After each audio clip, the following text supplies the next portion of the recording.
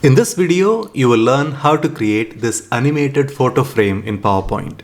This is how the slide starts. We have a photo and the corresponding caption. Then on a click, the photo changes and the caption changes. Click, photo changes, caption changes. Click, photo, caption, change. This is what we are going to learn from scratch. It might look complex, but it is fairly simple. Let me show you how to do it. But before that, I am Ramgopal from presentationprocess.com, the creator of comprehensive all-in-one PowerPoint bundle, a collection of more than 4,500 premium animated PowerPoint templates that help you create beautiful and engaging presentations in minutes. The first thing you require for this is a set of pictures. I'm going to choose just 3 pictures. Go to Insert, go to Pictures, Stock Images. I'm going to choose whatever that comes as part of PowerPoint. Of course, you can choose your own photos from any source you like. Let us go to Mountain and see if there are some good ones that we can take. I like this image, and this image. So I'm going to say Insert, and I've got my 3 images on my slide. All of them are more or less of the same size. I'm going to hold the Shift button down, click and drag so I can have them all placed to one side like this. The next step is to align them all. So let us select everything, go to Align Center, go to Align Middle. Now we have these photos stacked one on top of the other.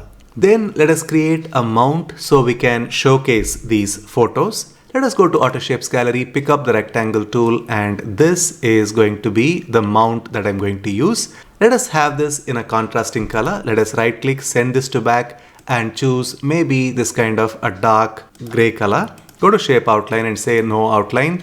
Now this mount allows us to see the photos very beautifully. The next step is to draw the frame. So let us go to Auto Shapes Gallery, go to Basic Shapes and choose this one called as Frame.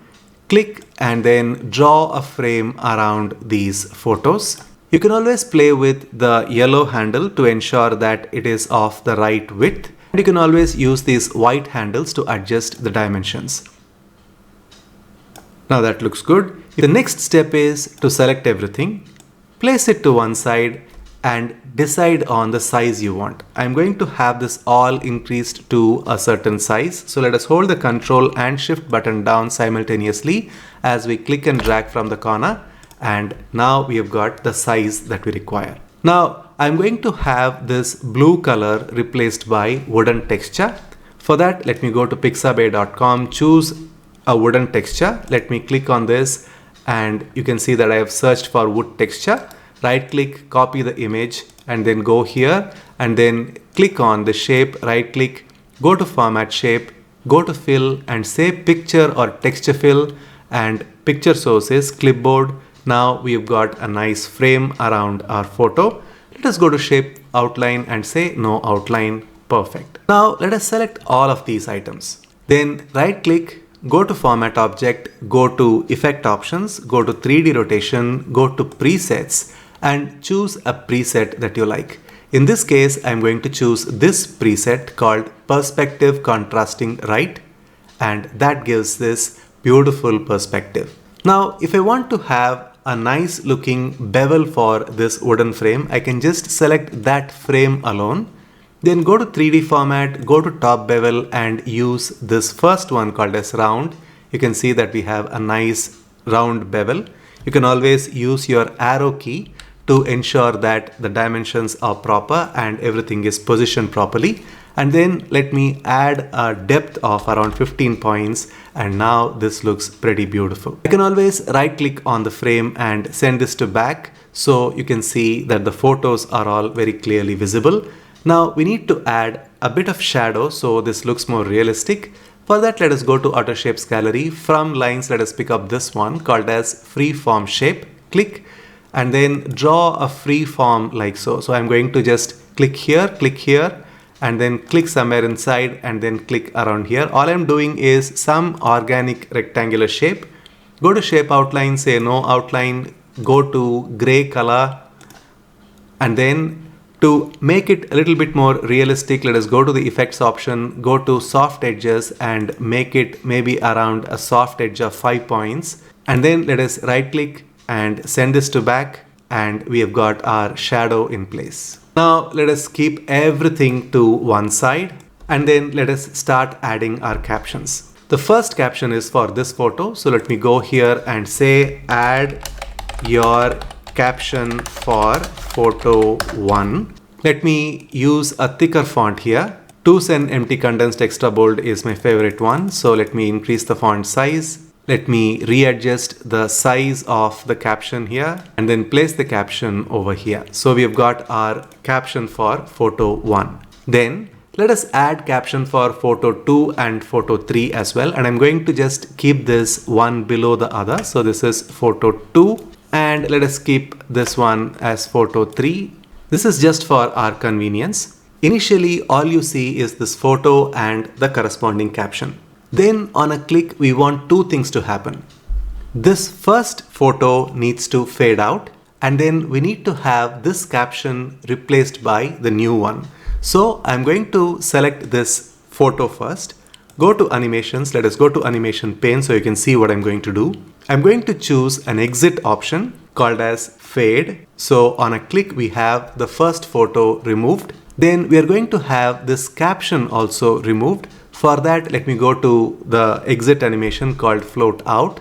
So it leaves the scene and it needs to leave the scene by floating up. So it goes away like that. And this new caption, which is caption 2, needs to enter the scene. So let us add float in option for that one. And you can see that that is how it enters the scene. And all these three need to happen simultaneously. So let us select the second and third and say with previous. Now let us remove this from the scene so we can animate the next photo. So let us select this. Go to home, go to select and go to selection pane. And you can see that this photo is called picture 8 and we are going to click on this eye icon so we can make it disappear. Now on the second click, we are going to have this one fade away. So go to animations and go to exit animation and say fade. So that goes away. And this animation, we are going to have this float out and a new one comes in. Since we already have an animation on this one, we are going to go to add animation and say, let us have this float out to the top. So that is how it floats up. And at the same time, we are going to have this float in. So go to float in and this happens from the bottom.